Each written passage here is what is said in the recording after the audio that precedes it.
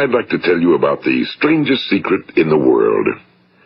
Some years ago, the late Nobel Prize-winning Dr. Albert Schweitzer was being interviewed in London, and a reporter asked him, "Doctor, what's wrong with men today?" And the great doctor was silent a moment, and then he said, "Men simply don't think." It's about this that I want to talk with you. We live today in a golden age. This is an era that man has looked forward to, dreamed of, and worked toward for thousands of years. But since it's here, we pretty well take it for granted. We in America are particularly fortunate to live in the richest land that ever existed on the face of the earth, a land of abundant opportunity for everyone. But do you know what happens? Well, let's take 100 men who start even at the age of 25. Do you have any idea what will happen to those men by the time they're 65? These 100 men who all start even at the age of 25 believe they're going to be successful. If you asked any one of these men if he wanted to be a success, he'd tell you he did. And you'd notice that he was eager toward life, that there was a certain sparkle to his eye, an erectness to his carriage, and life seemed like a pretty interesting adventure to him. But by the time they're 65, 1 will be rich. 4 will be financially independent. 5 will still be working. 54 will be broke. Now think a moment. Out of the 100, only 5 make the grade. Now why do so many fail? What has happened to the sparkle that was there when they were 25? What's become of the dreams, the hopes, the plans? And why is there such a large disparity between what these men intended to do and what they actually accomplished? When we say about 5% achieve success, we have to define success. And here's the best definition I've ever been able to find. Success is the progressive realization of a worthy ideal. If a man is working toward a predetermined goal and knows where he's going, that man is a success. If he's not doing that, he's a failure. Success is the progressive realization of a worthy ideal. Rollo May, the distinguished psychiatrist, wrote a wonderful book called Man's Search for Himself. And in this book he says, the opposite of courage in our society is not cowardice. It is conformity. And there you have the trouble today. It's conformity, people acting like everyone else without knowing why, without knowing where they're going. Now think of it. In America right now, there are over 18 million people 65 years of age and older. And most of them are broke. They're dependent on someone else for life's necessities.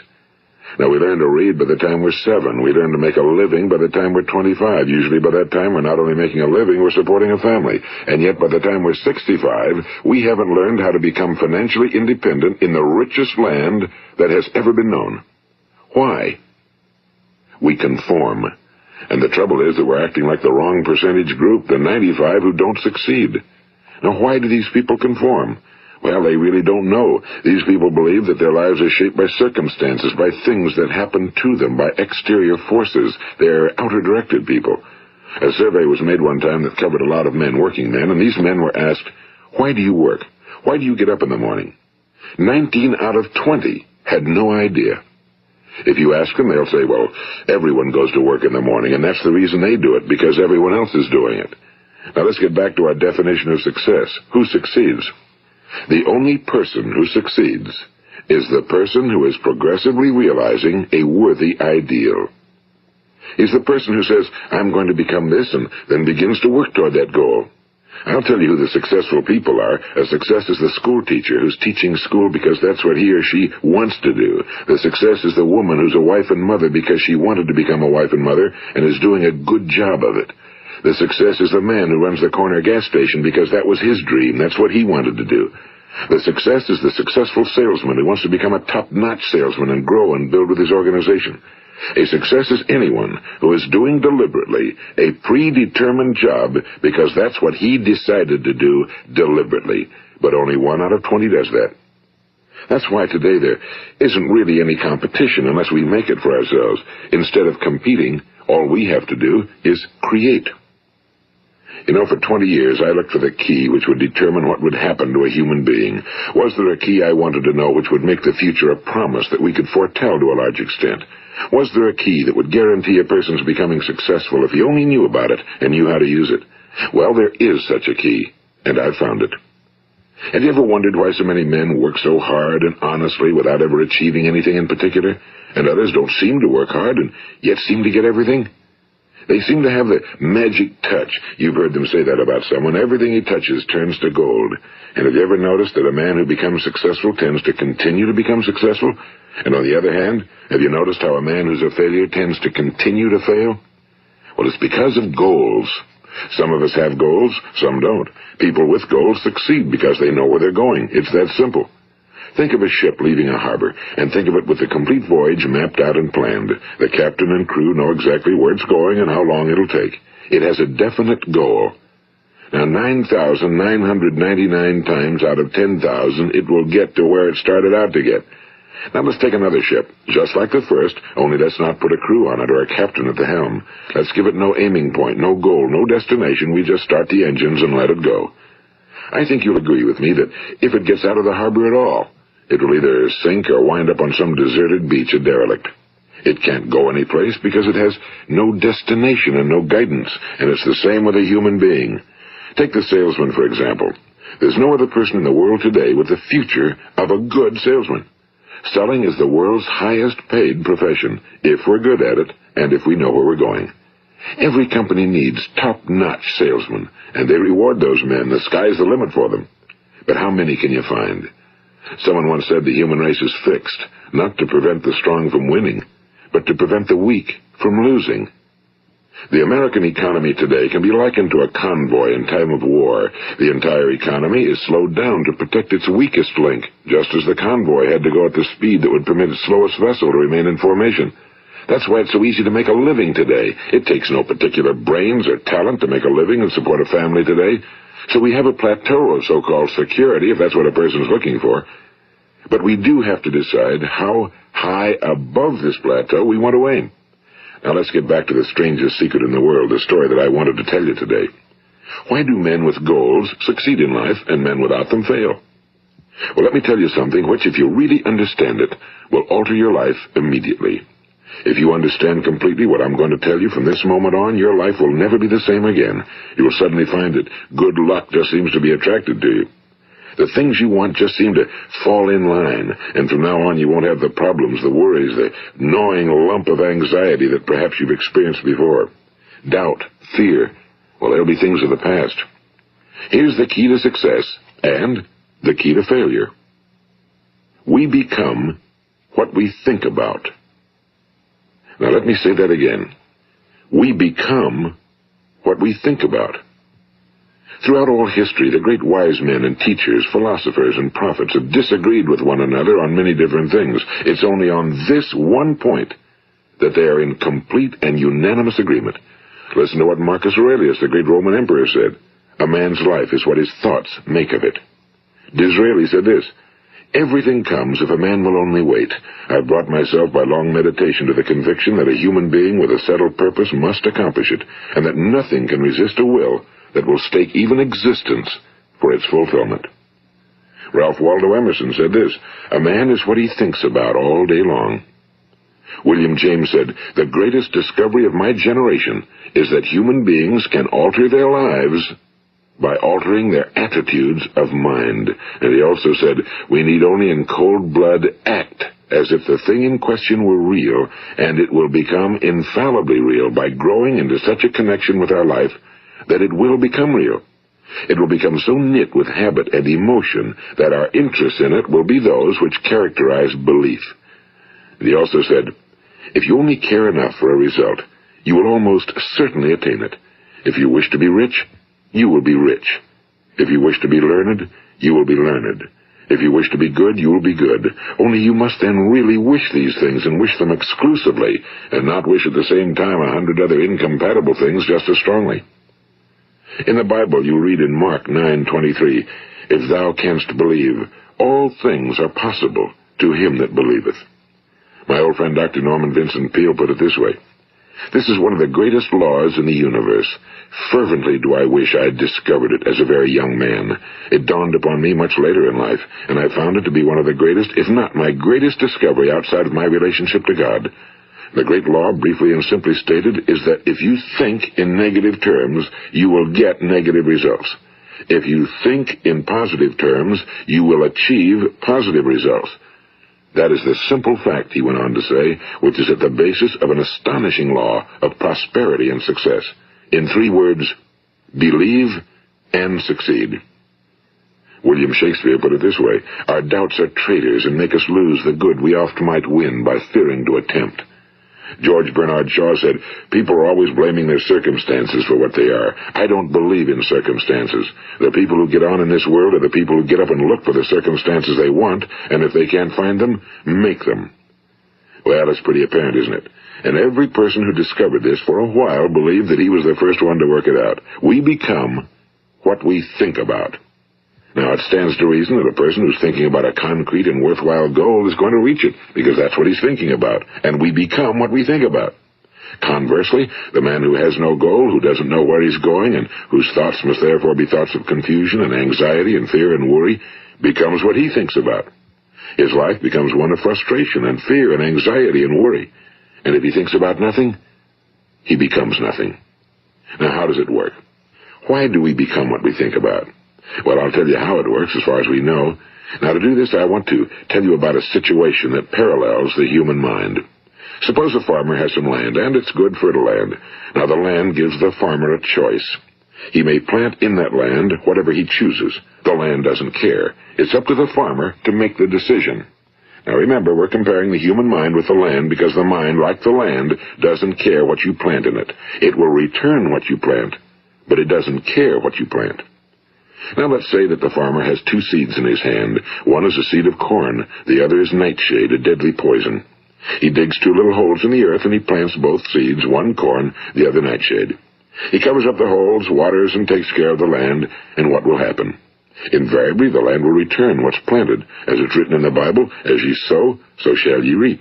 Now remember, the land doesn't care. It'll return poison in just as wonderful abundance as it will corn. So up come the 2 plants, one corn, one poison. Now, the human mind is far more fertile, far more incredible and mysterious than the land, but it works the same way. It doesn't care what we plant. Success, failure. A concrete, worthwhile goal, or confusion. Misunderstanding, fear, anxiety, and so on. But what we plant, it must return to us. You see, the human mind is the last great unexplored continent on Earth. It contains riches beyond our wildest dreams. It will return anything we want to plant. Now, you might say, well, if that's true, why don't people use their minds more? Well, I think they figured out an answer to that one, too. Our mind comes as standard equipment at birth. It's free, and things that are given to us for nothing we place little value on. Things that we pay money for, we value. The paradox is that exactly the reverse is true. Everything that's really worthwhile in life came to us free. Our minds, our souls, our bodies, our hopes, our dreams, our ambitions, our intelligence, our love of family and children and friends and country, all these priceless possessions are free. But the things that cost us money are actually very cheap and can be replaced at any time. A good man can be completely wiped out and make another fortune. He can do that several times. Even if our home burns down, we can rebuild it. But the things we got for nothing, we can never replace. The human mind isn't used because we take it for granted. Familiarity breeds contempt. It can do any kind of job we assign to it, but generally speaking, we use it for little jobs instead of big, important ones. Universities have proved that most of us are operating on about 10% or less of our abilities. So decide now, what is it you want? Plant your goal in your mind. It's the most important decision you'll ever make in your entire life. What is it you want? Do you want to be an outstanding salesman? A better worker at your particular job? Do you want to go places in your company? In your community? Do you want to get rich? All you've got to do is plant that seed in your mind, care for it, work steadily toward your goal, and it will become a reality. It not only will, there's no way that it cannot. You see, that's a law, like the laws of Sir Isaac Newton, the laws of gravity. If you get on top of a building and jump off, you'll always go down. You'll never go up, and it's the same with all the other laws of nature. They always work. They're inflexible. Think about your goal in a relaxed, positive way. Picture yourself in your mind's eye as having already achieved this goal. See yourself doing the things you will be doing when you've reached your goal. Ours has been called the phenobarbital age, the age of ulcers and nervous breakdowns and tranquilizers. At a time when medical research has raised us to a new plateau of good health and longevity, far too many of us worry ourselves into an early grave trying to cope with things in our own little personal ways without learning a few great laws that will take care of everything for us. These things we bring on ourselves through our habitual way of thinking. Every one of us is the sum total of his own thoughts. He is where he is because that's exactly where he really wants to be, whether he'll admit that or not. Each of us must live off the fruit of his thoughts in the future, because what you think today and tomorrow, next month and next year, will mold your life and determine your future. You're guided by your mind. I remember one time I was driving through eastern Arizona, and I saw one of those giant earth-moving machines roaring along the road at about 35 miles an hour with what looked like 30 tons of dirt in it. A tremendous, incredible machine, and there was a little man perched way up on top with the wheel in his hands guiding it. And as I drove along, I was struck by the similarity of that machine to the human mind. Just suppose you're sitting at the controls of such a vast source of energy. Are you going to sit back and fold your arms and let it run itself into a ditch? Or are you going to keep both hands firmly on the wheel and control and direct this power to a specific, worthwhile purpose? It's up to you. You're in the driver's seat. You see, the very law that gives us success is a two-edged sword. We must control our thinking. The same rule that can lead a man to a life of success, wealth, happiness, and all the things he ever dreamed of for himself and his family. That very same law can lead him into the gutter. It's all in how he uses it, for good or for bad. This is the strangest secret in the world. Now, why do I say it's strange, and why do I call it a secret? Actually, it isn't a secret at all. It was first promulgated by some of the earliest wise men, and it appears again and again throughout the Bible, but very few people have learned it, understand it. That's why it's strange, and why for some equally strange reason it virtually remains a secret. I believe that you could go out and walk down the main street of your town and ask one man after another what the secret of success is, and you probably wouldn't run into one man in a month who could tell you. Now, this information is enormously valuable to us if we really understand it and apply it. It's valuable to us not only for our own lives, but the lives of those around us, our families, employees, associates, and friends. Life should be an exciting adventure. It should never be a bore. A man should live fully, be alive. He should be glad to get out of bed in the morning. He should be doing a job he likes to do because he does it well. One time I heard Grove Patterson, the great late editor-in-chief of the Toledo Daily Blade, make a speech, and as he concluded his speech, he said something I've never forgotten. He said, "My years in the newspaper business have convinced me of several things. Among them, that people are basically good, and that we came from someplace, and we're going someplace. So we should make our time here an exciting adventure. The architect of the universe didn't build a stairway leading nowhere."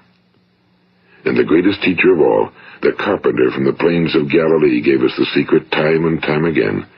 As ye believe, so shall it be done unto you. I've explained the strangest secret in the world and how it works.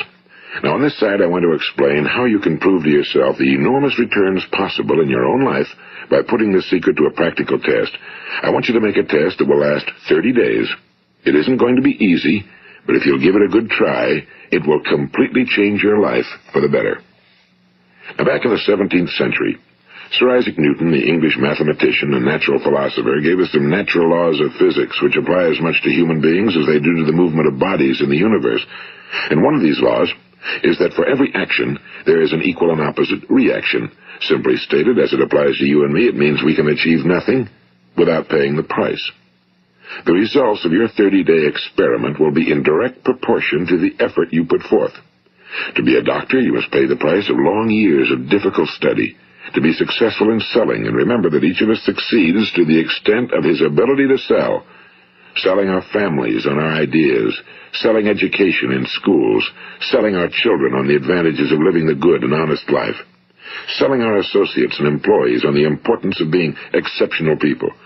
To, of course, the profession of selling itself. But to be successful in selling our way to the good life, we must be willing to pay the price. Now, what is that price? Well, it's many things. First, it's understanding emotionally, as well as intellectually, that we literally become what we think about, that we must control our thoughts if we're to control our lives. It's understanding fully that as ye sow, so shall ye reap. Second, it's cutting away all fetters from the mind and permitting it to soar as it was divinely designed to do. It's the realization that your limitations are self-imposed and that the opportunities for you today are enormous beyond belief. It's rising above narrow-minded pettiness and prejudice. And third, it's using all your courage to force yourself to think positively on your own problem, to set a definite and clearly defined goal for yourself, to let your marvelous mind think about your goal from all possible angles, to let your imagination speculate freely upon many different possible solutions, to refuse to believe that there are any circumstances sufficiently strong to defeat you in the accomplishment of your purpose, to act promptly and decisively when your course is clear, and to keep constantly aware of the fact that you are, at this moment, standing in the middle of your own acres of diamonds, as Russell Conwell used to point out. And fourth, save at least 10% of every dollar you earn. It's also remembering that no matter what your present job, it has enormous possibilities, if you're willing to pay the price.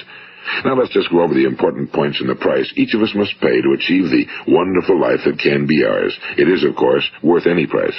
1. You will become what you think about. 2. Remember the word imagination and let your mind begin to soar.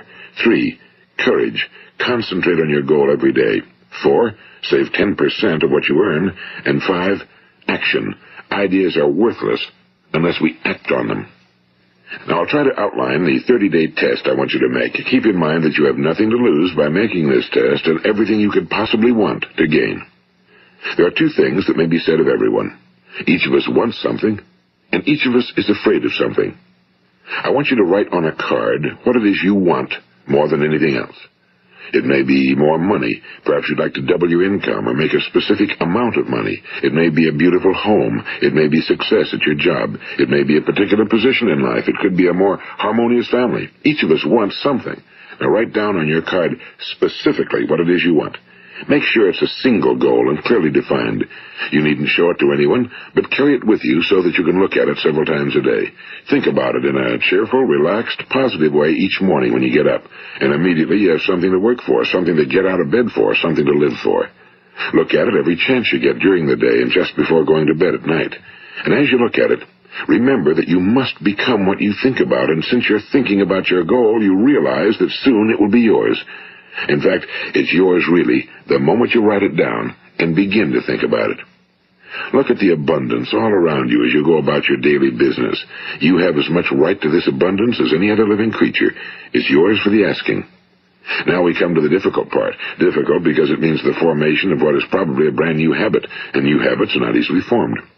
Once formed, however, it will follow you for the rest of your life. Stop thinking about what it is you fear. Each time a fearful or negative thought comes into your consciousness, replace it with a mental picture of your positive and worthwhile goal. And there will come times when you'll feel like giving up. It's easier for a human being to think negatively than positively. That's why only 5% are successful. You must begin now to place yourself in that group. For 30 days, you must take control of your mind. It will think about only what you permit it to think about. Each day for this 30-day test, do more than you have to do. In addition to maintaining a cheerful, positive outlook, give of yourself more than you've ever done before. Do this knowing that your returns in life must be in direct proportion to what you give. The moment you decide on a goal to work toward, you're immediately a successful person. You are then in that rare and successful category of people who know where they're going. Out of every 100 people, you belong to the top 5. Don't concern yourself too much with how you're going to achieve your goal. Leave that completely to a power greater than yourself. All you have to do is know where you're going. The answers will come to you of their own accord and at the right time. Remember these words from the Sermon on the Mount, and remember them well. Keep them constantly before you this month of your test. Ask, and it shall be given you. Seek, and ye shall find. Knock, and it shall be opened unto you. For every one that asketh receiveth, and he that seeketh findeth, and to him that knocketh it shall be opened. It's as marvelous and as simple as that. In fact, it's so simple that in our seemingly complicated world, it's difficult for an adult to understand that all he needs is a purpose and faith. For 30 days, Do your very best. If you're a salesman, go at it as you've never done before, not in a hectic fashion, but with the calm, cheerful assurance that time well spent will give you the abundance in return you deserve and want. If you're a homemaker, devote your 30-day test to completely giving of yourself without thinking about receiving anything in return, and you'll be amazed at the difference it makes in your life. No matter what your job, do it as you've never done it before for 30 days. And if you've kept your goal before you every day, you'll wonder and marvel at this new life you've found. Dorothea Brand, the outstanding editor and writer, discovered it for herself and tells about it in her fine book, Wake Up and Live. Her entire philosophy is reduced to the words, act as though it were impossible to fail. She made her own test with sincerity and faith, and her entire life was changed to one of overwhelming success. Now, you make your test for 30 full days. Don't start your test until you've made up your mind to stick with it. You see, by being persistent, you're demonstrating faith. Persistence is simply another word for faith. If you didn't have faith, you'd never persist. If you should fail during your first 30 days, by that I mean suddenly find yourself overwhelmed by negative thoughts, you've got to start over again from that point and go 30 more days. Gradually, your new habit will form until you find yourself one of that wonderful minority to whom virtually nothing is impossible. And don't forget the card. It's vitally important as you begin this new way of living. On one side of the card, write your goal, whatever it may be. On the other side, write the words we've quoted from the Sermon on the Mount. Ask, and it shall be given you. Seek, and ye shall find. Knock, and it shall be opened unto you. Nothing great was ever accomplished without inspiration. See that during these crucial first 30 days, your own inspiration is kept at a peak. And above all, don't worry. Worry brings fear, and fear is crippling. The only thing that can cause you to worry during your test is trying to do it all yourself.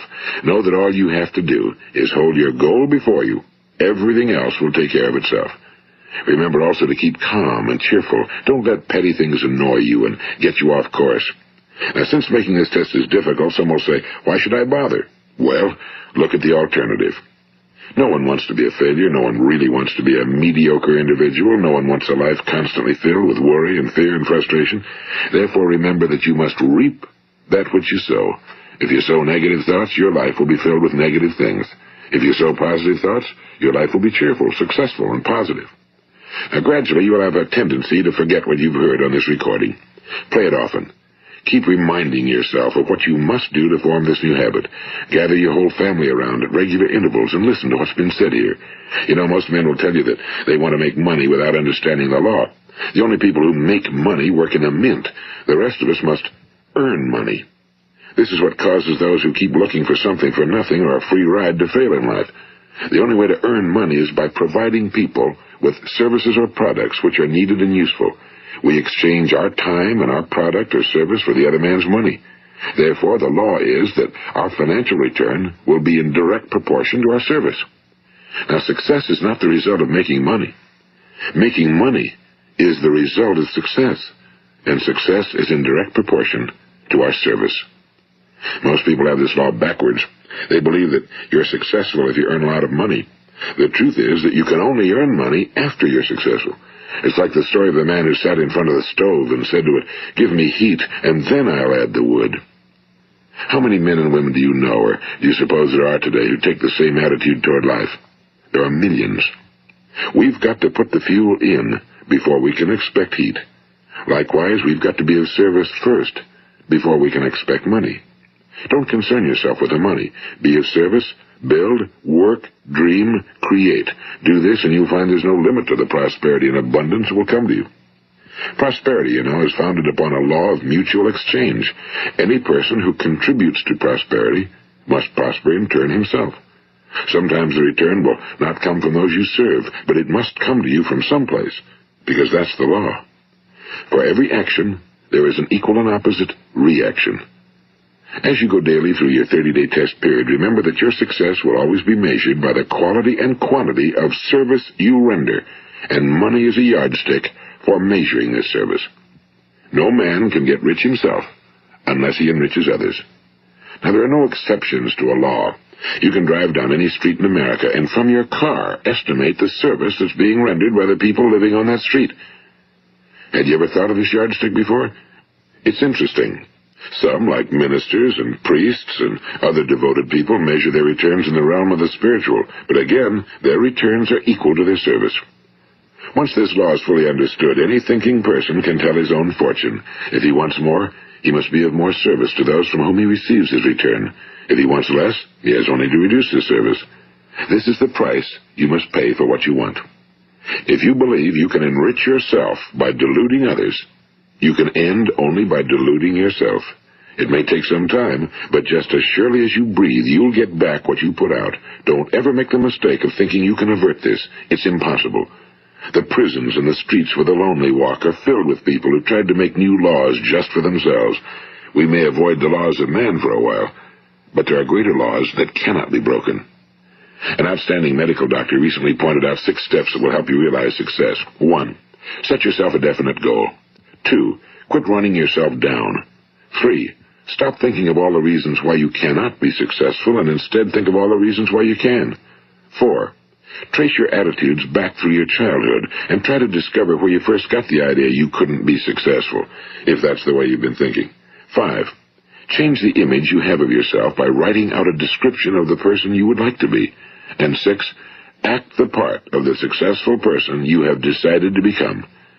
The doctor who wrote those words is a noted West Coast psychiatrist, Dr. David Harold Fink. Do what the experts since the dawn of recorded history have told you you must do.